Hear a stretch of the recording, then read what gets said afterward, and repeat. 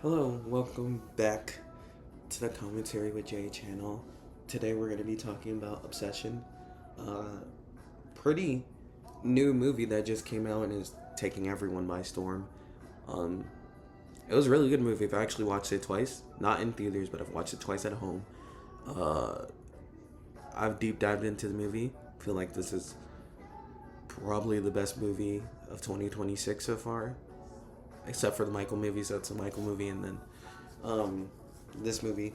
But today we're going to be talking about how I think that Nikki, one, that I think Nikki is the victim and the villain in this story, and I think everyone around them definitely plays a part in how the end of the movie, everyone ended up dead besides Nikki.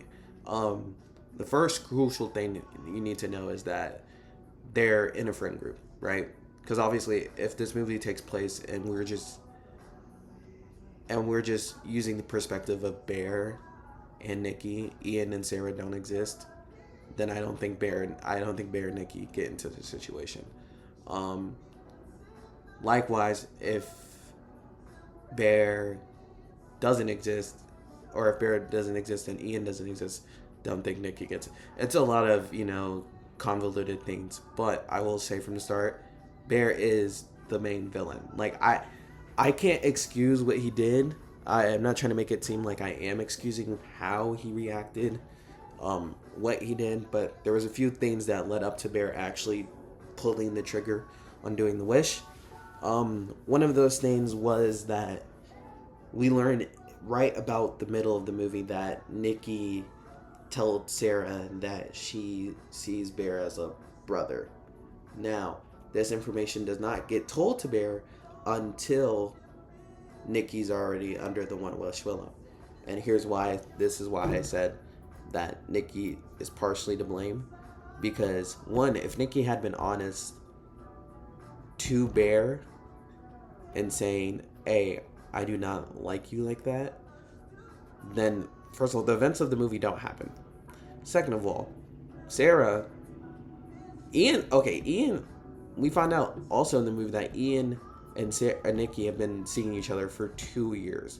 So at no point during the 2 years did Ian tell Bear, Nikki tell Bear, Sarah tell Bear that Nikki's not into. Now, I will say, Nikki did give Bear the opportunity to explain his feelings while they were in the car before he did the One Wish Willow. Bear is at fault for, not telling Nikki how he feels. But also in that case, this whole movie could have been prevented from the start. Ian just goes up to Bear and be like, yeah, me and Nikki are seeing each other. That would have made Bear lose interest, because I think Bear was already just like never going to tell Nikki what he truly felt. As you can see in the movie, while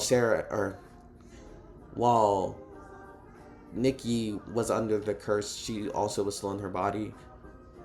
Now, the where I say Nikki was the victim in this story is that Bear literally could have gotten another One Wish Willow, broken the wish, because we see that he gets he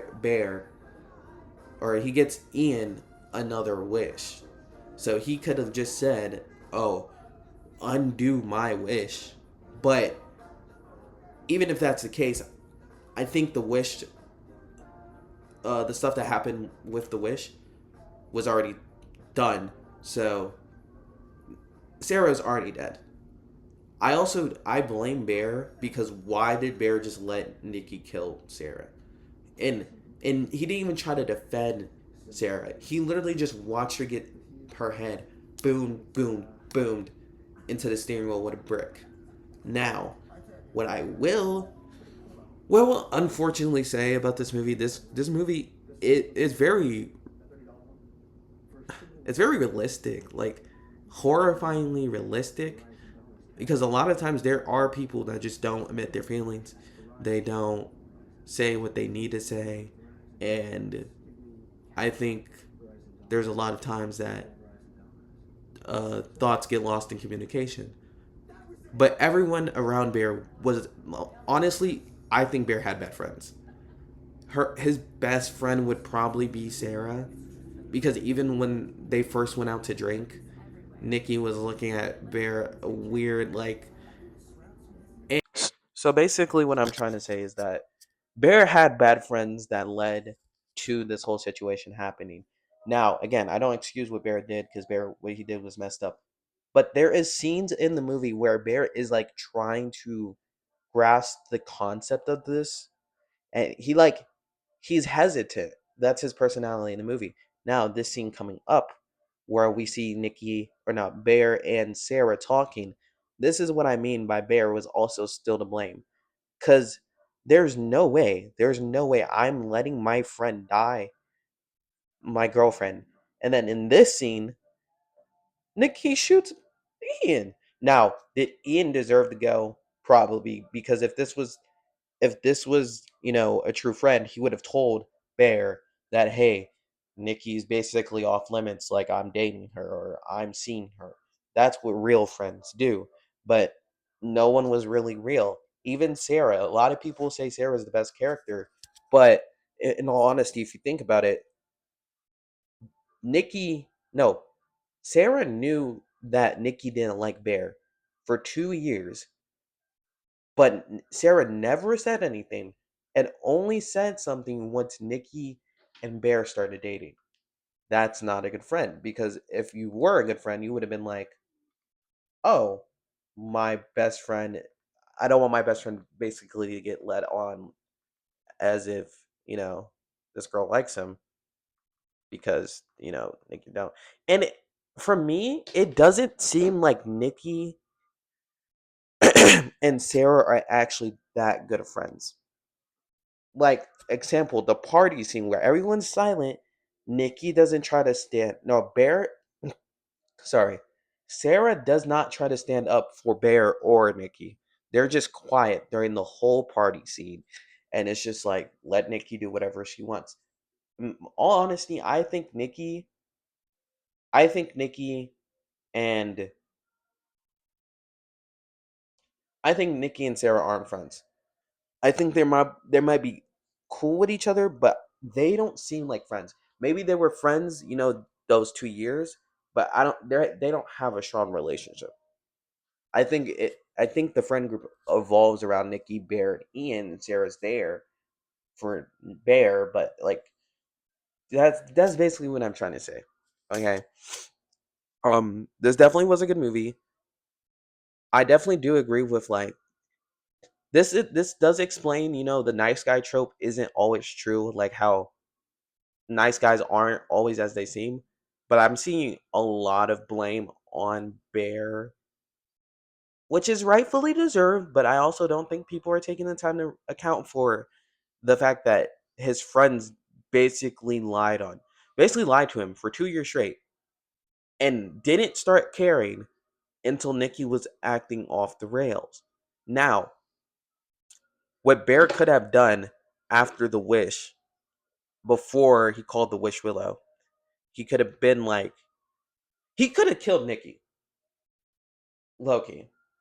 Because from what I've seen, there's no way to cancel out the one wish Willow unless you wish for something else. Now, why didn't Bear just get another wish Willow and break the wish? Don't know. He didn't think that far. Also, the scene where Nikki gets up and is like, "We're having a nice day." That whole scene should have told Bear, Nikki's not right. He needs to go do something instead of confronting her. And also, the whole thing where Nikki's like, "Bro, Bear, just kill me." And Bear's like, "What's so bad about loving me?" That was terrible. Um, Bear should have just been like, you know, "I'm gonna try to help you, but I don't think I can kill you." That would have been way better than, "Oh, I'm just not gonna kill you because I like you and you like me." Like me is a strong word. You're with me, so why would I stop? But all in all, think this is good watch. I'd give this movie 9.5 out of 10. The party scene was really hard to watch. Um, Other than that, I think it's a great movie. The things you should know about though is that it's psychological horror. So if you're not a fan of this, like you have to be a fan of this genre of movie to honestly watch this movie because it at some points it does get a little freaky. Um, yeah, I think that's all. Um, Clearly the scenes where Nikki was trying to escape and was like acting weird, she was kind of fighting over her body, and I think that's a whole body anatomy thing where people are like, she's not in control of her own body. But all in all, everyone played a part in Nikki becoming what she became. So I thank you guys for watching it. I hope you guys enjoyed the video.